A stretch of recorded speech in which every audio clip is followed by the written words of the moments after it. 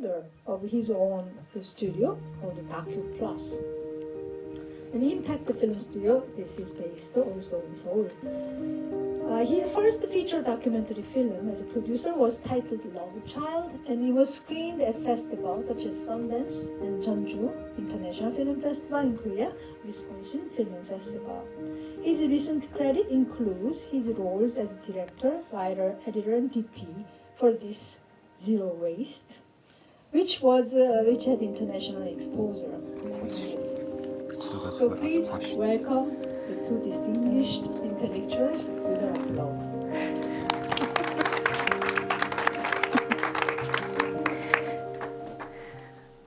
Okay, thank you very, very much for that generous introduction, Shi-Hyoung. We appreciate it. Will the microphones be a problem for other microphones, or should be fine? I hope not. I hope not. We'll find out. Okay. So thank you again all for coming today, and thank you once again to Danny Kim for joining us. One more round of applause for him and this incredible documentary. So I'm going to start with just a few questions of my own to get our discussion going, and then we'll open it up to also have some questions from the audience. But first of all, I would just love, Danny, if you could tell us more about how you got inspired to make this project in the first place. You talk about it some in the documentary about how you sort of came into thinking about this during COVID and some of the environmental concerns that came up for you then.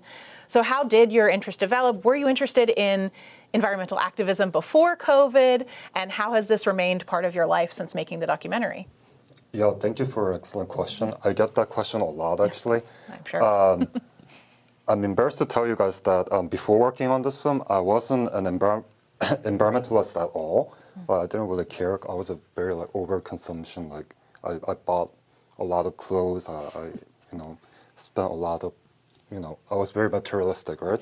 But then COVID hit, and then Korea, we did pretty well in the beginning. We didn't have a lockdown per se, but slowly we started getting all these social distancing restrictions. So at one time in my office, I started noticing that the garbage was piling up after 1 week, 2 weeks, and a month. So I was kind of curious, hey, if me as a single individual consumes so much plastic like this, our country, Korea, is 52 million population. So I was kind of doing the math, where is this all the plastic going? Our mass, land mass isn't big as Korea, the US or China. So I was doing some research, and at the time I was constantly hearing that our landfill is about to be filled by 2025, which is this year. Wow. Wow, yeah. Yeah. Wow. So I made this film 4 years ago, started 4 years ago, so time flies. Yeah, so it's kind of scary. I don't think we still have the answers to that problem. Yeah. Yeah, that is another question I actually wanted to bring up with you that I'm sure many people are curious about as we all think about, the environmental issues in different, regional contexts. But how is Korea doing with this? Now you bring up a number of landmark sort of policies or desired goal points that Korea brought up, including, some 2025 issues as well as a 2022 goal point of reducing amounts of waste, different types of recycling amounts. How is Korea doing with this now? I think we're doing a lot better because this film was made 2 years ago, the statistics that I've shown on the title cards was saying 2022, 2023. But since then, City of Seoul Metropolitan Government, I think our recycling rate is up 80 to 90%. Oh, so that's great. A lot better than 70%. But yeah, the issue is still that we don't have the land mass to fill out, dump all our garbage. And I started to notice because after working on this film, wow, our garbage is actually floating in the ocean. Because I thought that was a foreign problem.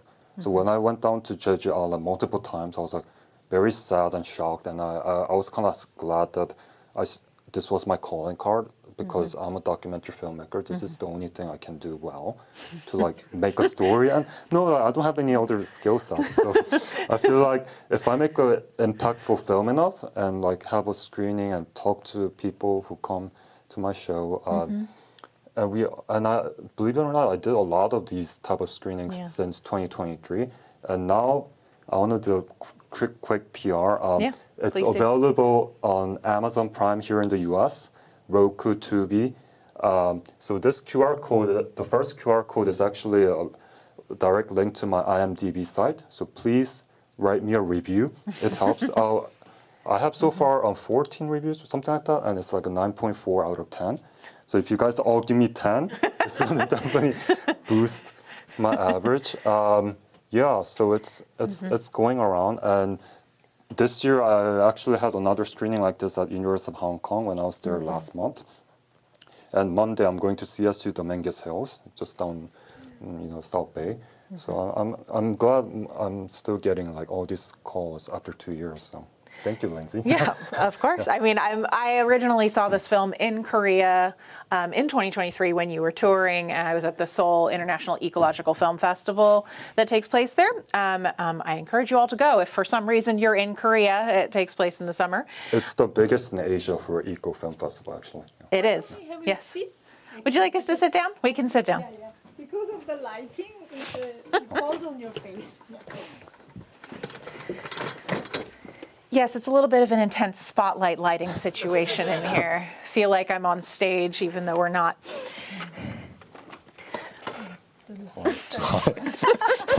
If you sit down on it, you can go down. Maybe yours can go up. Yes, there we go. It's going higher. It's like a tall chair. Yeah, you're just going to be up there. Yeah, so I originally saw this documentary in Korea, and it is the biggest eco film festival in Korea, and it is international, so they bring a lot of filmmakers from other parts of Asia as well as Europe, America, etc. It's a really excellent film festival, and I originally saw this there and was really struck by the way it was commenting on issues that were being highlighted by COVID and the way that may have brought environmental issues to the attention of more people who were not thinking about it, like yourself, which is great, right? But then I also felt that it was a documentary that would have a lot of staying power, right, as you're talking about, right? Recycling and waste processing isn't an issue that's going away anytime soon as we continue to have a capitalist system that involves consumption. So yeah, I still think it's a very valuable educational tool, right? And I was very happy that you were willing to come to USC to talk to us more about it. So another question I have for you before we open it up to the floor and some questions from our, lovely audience here is what you think this sort of documentary represents about the trajectory of Korea's relationship to not only environmental activism, but the environment in general, right? The idea, of course, as you brought up, is that it's a smaller landmass, which has its own inherent problems. And as Professor Park brought up, right, there is a history of certain types of ecological activisms or ways of viewing that. So what do you think your work kind of showed about the trajectory of environmental activism and the relationship between the individuals in Korea and their environment? And where do you think that's going in the future? So as you can see from my film, I tried to address that all the young people, like millennials and Gen Zers, they're actually taking the notice. And they're the ones who's actually taking the lead, because I feel like I met so many people and talked to them, and they're like, okay, it's like the older generation created this problem, and we're the one who's cleaning up. And it's true, like you saw in the film, like that one day when I followed the bunch of people who are cleaning up at the remote island in Incheon, which was like super tough. Like I don't know how you felt it, but it took me an hour to hike that mountain. And imagine, it's not just hike, I had to bring all my gear, right? And my intern at the time was like having a panic attack. He's like, I can't do this. Anyway, but it was really pleasant to see. And what I noticed was it was also very global. Like the volunteers, 160 people. There was a lot of people from all over the world, like Mexico, Europe, US, Canada, not just Koreans. So you heard some English in the background. So I wanted to, speaking of trajectory, I feel like the young people are creating all this movement, and Subin to this day, she's super active. Go follow her on Instagram, because she's always posting all of her activities, and she was, I think she was also some kind of like a fellow with the U.S. Embassy of Seoul, so she was in California last year sometime. So a lot of the people are still active in their processes they're doing. What about the artist? Is Hanel still doing his? He's like a really successful celebrity now. I mean, he was already quite getting traction when I was filming him, but now he's collaborating with all these like conglomerates like America Pacific. What else? I think you said museums. Innisfree. Yeah, like all these like big names. Like, so I'm like, wow, good for you.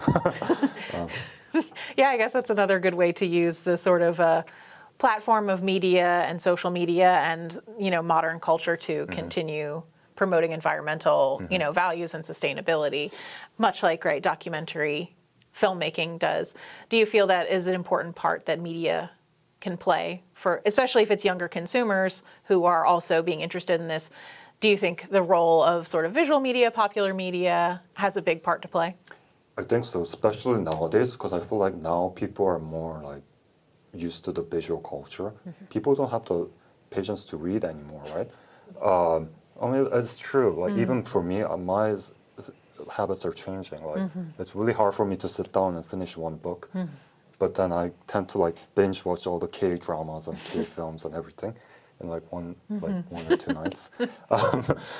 So like the idea of my company when I started Docu Plus was that, okay, like, let's see, I'm a documentary filmmaker. Instead of working for a corporate and doing like all these jobs, I'm not discounting that experience, but I feel like I can use my skills to tell stories that can resonate to the global audience and encourage them to make change. And as I don't know if you felt this from this movie, but the theme of my film was, you know, one people can make a big change. Like it's like a ripple effect kind of. Yeah. So like small change can lead to like greater change kind of thing. Yeah. So in that sense, I think media plays a very important role, especially for environmental media. Yeah, absolutely. I think that's a large discussion in the environmental activism scene in general of individual action versus group action versus corporate action versus what each person can do. But I do think this documentary offers compelling examples of individuals who are making larger ripples in their communities, which, you know, says a lot for what one individual starting something can do. So can you finally tell us more about your upcoming project that you're working on before we open it to questions? Yes. So it's a very also timely and important project that I started doing right after I finished my film. So it's been almost 2 years now. I'm following Korean survivors of A-bomb survivors from Hiroshima and Nagasaki. And during the World War II in Hiroshima, 10% were Koreans. And I didn't know this, and a lot of people, even in Korea, they don't know about this issue. So I'm trying to raise awareness that, because I feel like I can personally relate, even though I'm not affected by the bombs or I'm not the direct descendant, but all my life I've been kind of like traveling back and forth a lot, so my identity is quite all like confusing sometimes. So I don't know if I'm Korean, I don't know if I'm American, like I don't even know what my nationality is anymore. And I feel like the hibakushas, the A-bomb survivors, they kind of felt there's like a diaspora that's kind of left alone. Yeah. Like they don't belong to Korean government, they don't belong to the Japanese. Yeah. In terms of getting all these like healthcare benefits. So my protagonist, she's a strong mother who's trying to take care of her son, who's a third gen, and he's born with like cerebral palsy and like struggling. And I just got back from New York in March to document their journey and giving out testimonials in front of the UN, which was super powerful. So yeah, I'm hoping to finish this film by spring next year and submit to like Berlin, Cannes, Venice, and do the whole festival circuit. Hopefully I'll come to LA Asian after that, and it's gonna take about a year to do film festival circuits and go to like OTTs and platforms. Yeah. Hopefully we will get to see it here in LA. That sounds absolutely fascinating, and it is, as you said, a topic that not enough people in East Asia, let alone in America, know about, is how many Koreans were actually affected by the bombs. And it's also kind of like you can tie it easily into the environmental issue. Absolutely. Because it's, it does have an environmental impact. Yeah, absolutely. Nuclear policy in and of itself is a huge environmental issue in South Korea, as it is everywhere. So thank you so much for answering my questions and indulging me, but let's open up to some of our audience. Does anyone have a question for Danny? And I have two special gifts for someone brave enough to go first. Yes. Here, you can have my microphone. Hi, thank you. Wonderful film. Thank you so much for sharing that with us. And my question is about the policy and how policy impacts the increasing changes that you kind of showcased here. I think it's a really important function of improving outcomes, and I don't see it as much in the United States. So I'm just kind of curious if you could talk a little bit more about how the Korean policies are affecting the change that you're seeing. So I don't know about the U.S. right now, but in Korea we're all about like net zero. So all these, not just government, but private corporations like Samsung, Hyundai, like all the big ones, they're also all like talking about that right now. So people like general public are very keen, like aware of what's going on, and so they're doing their part to like, like you saw in the film, like the group of activists at Armeng Market, they voiced, and the Amore Pacific, which is a huge conglomerate for K-beauty, they listened. So like that, I feel like so the way it works is people make loud noise, corporations listen, and then they take it to the legislations and the lawmakers, and then it's a process. So it's I feel like you have to be very patient, and it takes time. But we're making small changes like that. Yeah, I'll let that answer your question. No, I was just very curious. Thank you. And Okay. Thank you so much. that's Very kind. Thank you. Tumblr.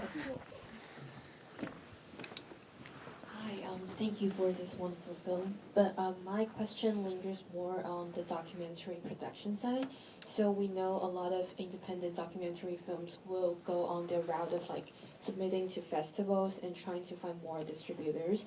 I am curious about like what is the process after like submitting to all these film festivals and trying to still get the documentary being seen by more people. Can you share any of your experience or advice on that? Thank you.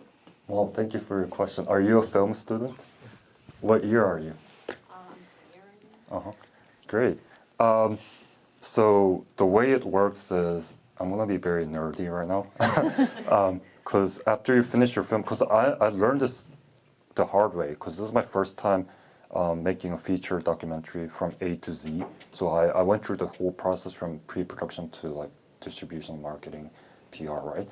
And I thought making a film in itself was hard enough, but distribution, marketing, that's a whole beast. It's a whole different like world out there. Typically, it's ideal for you to have the top tier festivals like Cannes, Berlin, Venice type of festival, like Sundance, where a lot of sales agents will come and pick up your film. But for Zero Waste, it wasn't that kind of film in the first place. So I kind of like was looking at, which festivals will play my film well. But I did want to have the North American like world premiere status, and I was lucky enough to get that at LA PFF. So after that, I obviously wanted the home premiere in Korea. So I went to Seoul International Eco Film Festival, and I didn't know at the time that was the biggest in Asia. It was up for competition, but I didn't get any awards from that festival. But it was still good exposure. I got a lot of press coverage, and this magazine did a whole feature on this film and my interview. And then I did total 6 international film festivals, including one in Italy that year at this environmental film festival called Terra Viva. It was really nice. It was mainly for students, but they were very engaging. They asked me a lot of thoughtful questions. So it was really interesting experience for me to learn the Italians or the Europeans' view after watching my film. And then I was lucky to get an educational distributor here based in LA for that year called Good Docs. And their role was to help me sell my film to all the universities and K-12 libraries in North America. but my complaint to them was like it wasn't generating enough revenue in my end. So I was like, oh, like how does this, like the math doesn't add up, because they're saying they sold to like more than few dozens of universities, but in my end I was only getting like what, like 100, like sometimes like $150. So I was like, this doesn't make any sense. So I ended up cutting them. But then, because I do go to a lot of these film media markets to like sell my company and my films and my ideas. In that process, I met this other distribution company here in LA.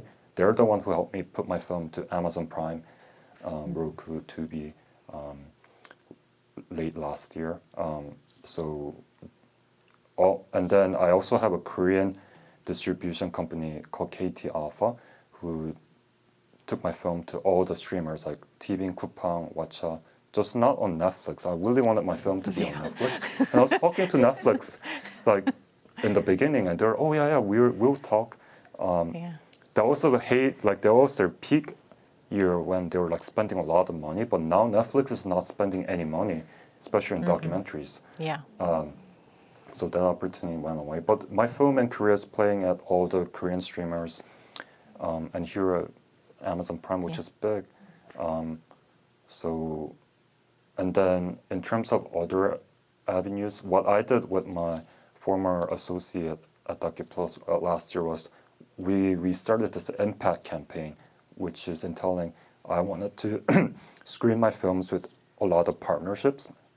So I partnered with the U.S. Embassy of Seoul, Seoul Upcycling Plaza, this private school called Branksome Hall Asia in Jeju Island, and the Korea Society in Manhattan.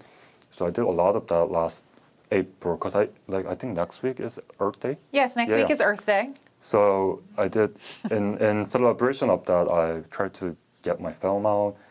I do get a lot of random requests. Hey, I want to like do a community screenings of your film. Like, we have X amount of audience coming in. Like, can we like do it on certain dates? So that was the whole hustle that I had to do as like a sales agent, because I don't have a sales team, so I'm pretty much like one-man band.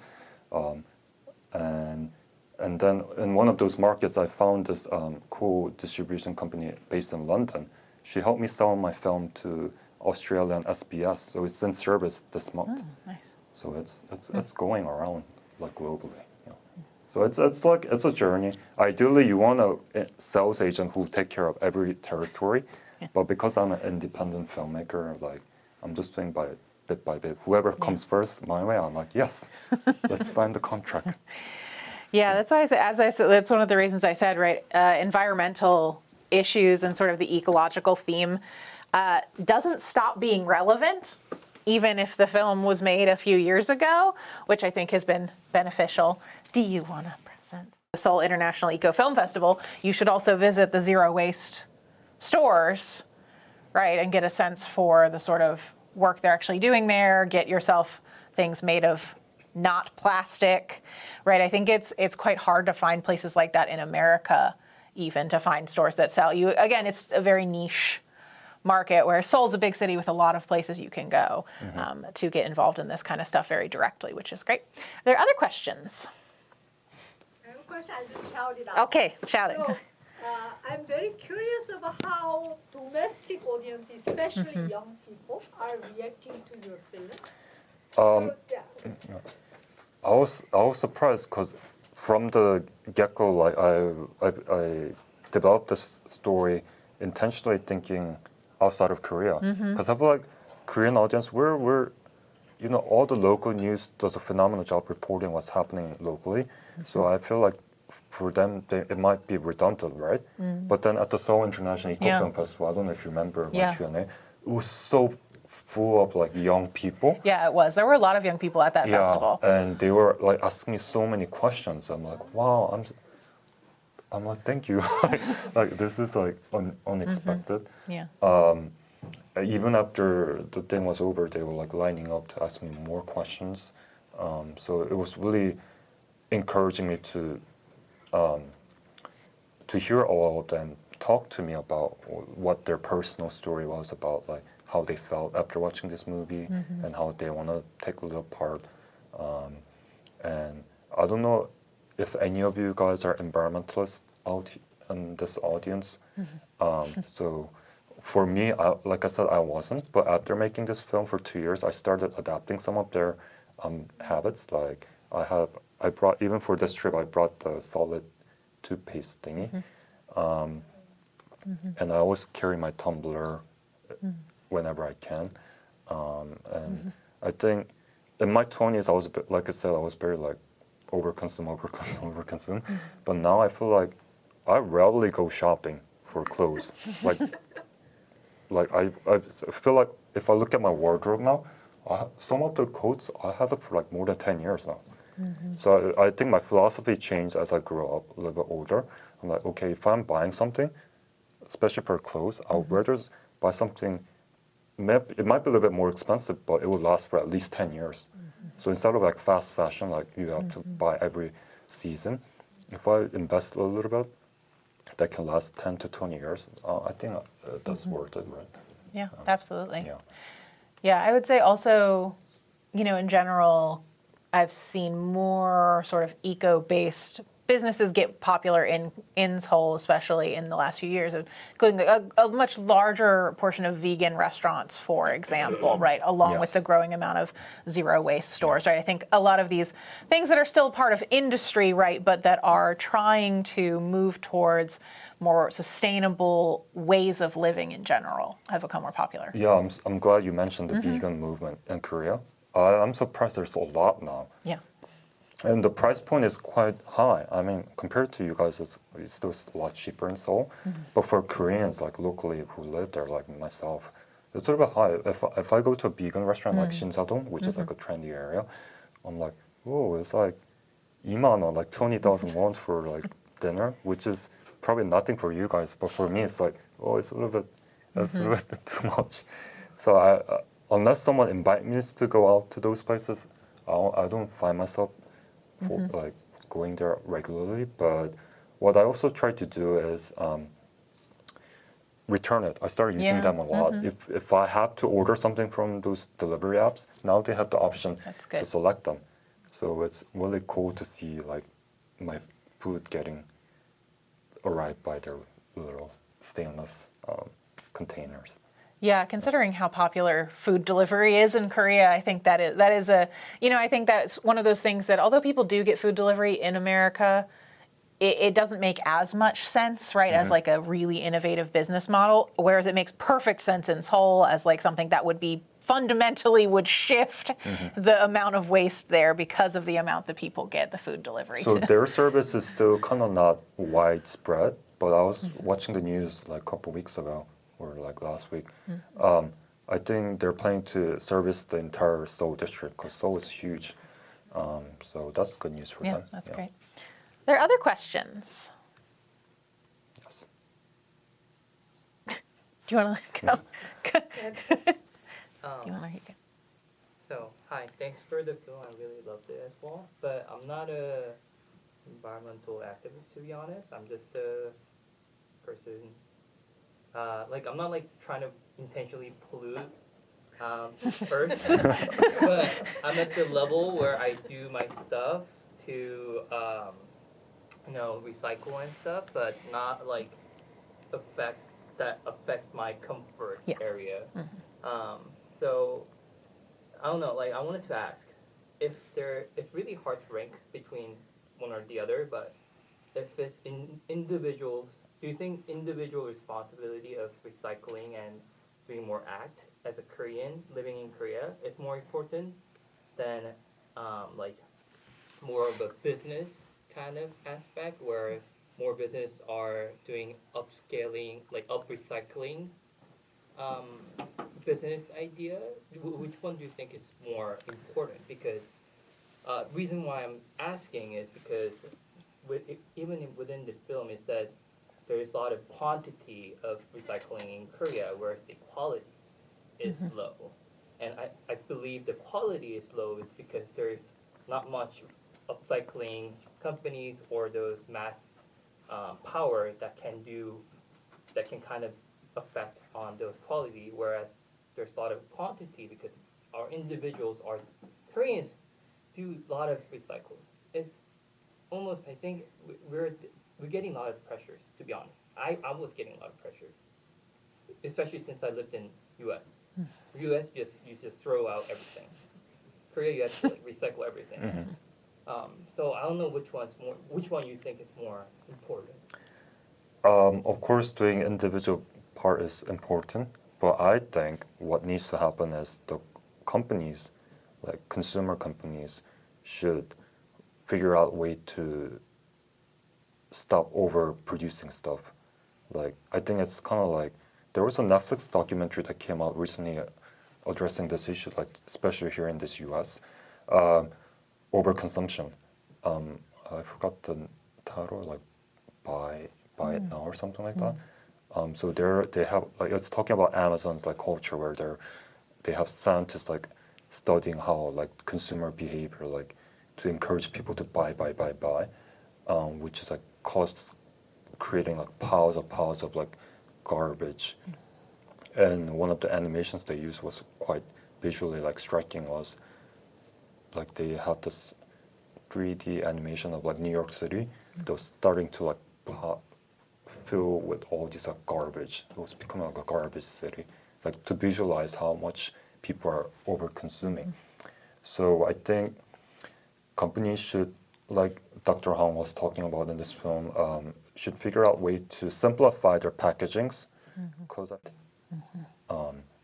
So to answer your question, I think the corporation should stop being greedy, which is hard in this capitalist society. And I'm not anti-capitalist, but I think the problem is overconsumption. But I guess if you're running a business, it's all profit-driven, so it's inevitable. But I'm also feeling like, with your question, like with all these, and especially in Korea, we're all trying to strive for net zero. And there was this huge, funny controversy when the politicians were talking about RE50 or RE100. Like, what's the environmental issue that's, and one of the politicians didn't know what that was, and people were like, "Oh no, how could you not know? You're the policymaker. You should at least know basics so you can like inform the citizens." So there are that kind of movements that citizens. I feel like Koreans are very smart and savvy. They like to like study. If they don't know some particular subjects, we have fast internet, so you can easily look it up. So, yeah, my answer is corporations should move and start taking more responsibilities. Yeah, I mean, I think ultimately that is the real answer, right, in terms of like a level of change that needs to happen pretty much anywhere. But certainly as the film shows, and as Danny just pointed out, right, Korea does have much more than America, a successful bottom-up approach, right, where there is more individual action that makes change into corporations and policy, which we don't see as frequently on the large scale in America, right? So although, of course, it obviously always has to be the larger powers that need to change ultimately to make the large scale change, there is more impact from individuals a lot of the time, and like the countrywide scale due to the sort of size, et cetera, et cetera. Yeah, and I was just in Berlin earlier this year, and I know for a fact that Germans do they're one of the best in like recycling, right? But when I was there, I noticed that hey, like they're not doing that much different from Korea. Because in Korea we do like we're great, like even for compost like food waste. If you live in one of those new like high rises, what you do is you have a RFD card, so you can measure the weight. So you get billed according to your weight in your monthly bills. So it's very high tech. Like my apartment's like that. So I don't have to worry about like. I guess that kind of motivates you to stop wasting food as much as before when we used to have those like small plastic bags. I mean, back then we still have to buy those food waste bags, which is, kind of like added cost, right? And even for now, regular trash, we have to buy the trash bags. So that's kind of like how Korea works.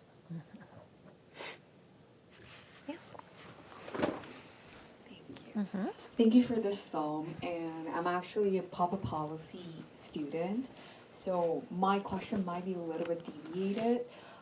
It's basically about, like, I'm wondering, do you think, because I visit Korea a lot, and I overconsume a lot. Like, I buy takeouts, and I wash all the, like, plastic boxes and recycle them. And this is something that I don't do as a, like, I came from China, so like I don't do before, but I start to do right now. And do you think with these process of recycling that all the citizens are doing as an effort, we still have much amount of like garbage existing? Do you think this is a problem considering the country wise, or like the economic wise, or like those big chaebol wise? Do you think who's actually taking the biggest responsibility of this? I think the lower income countries, because think about it, even like South Korea and other like parts of Asia, like we do our job. If like US and China, like the big players, if they're like creating more mess, it's not gonna do much. Like, what change is gonna do for like 50 million Koreans doing our part? It will help for our country, but globally, if you look at the big picture. Because I was talking over dinner earlier today, or lunch today.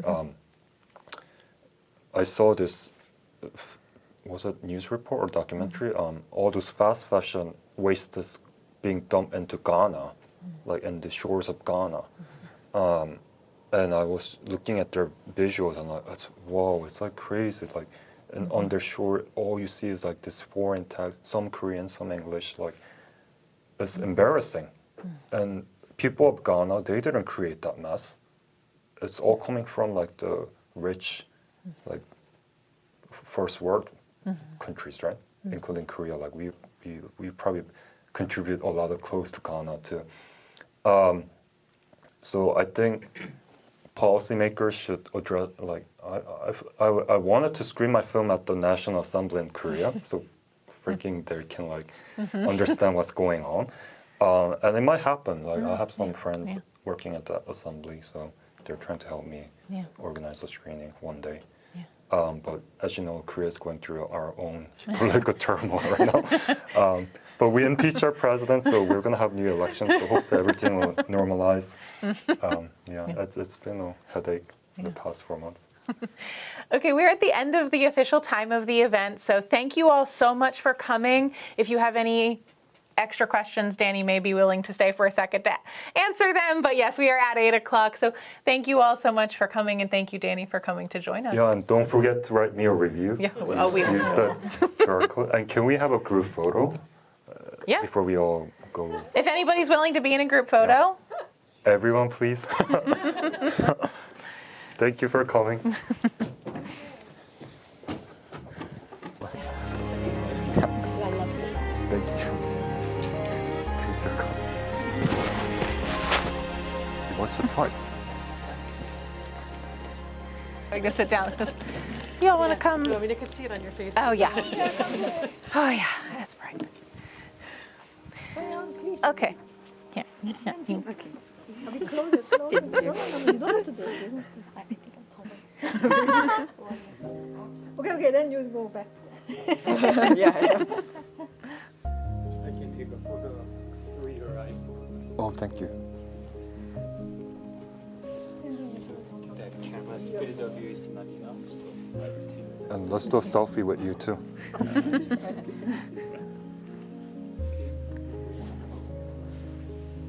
Are we all good?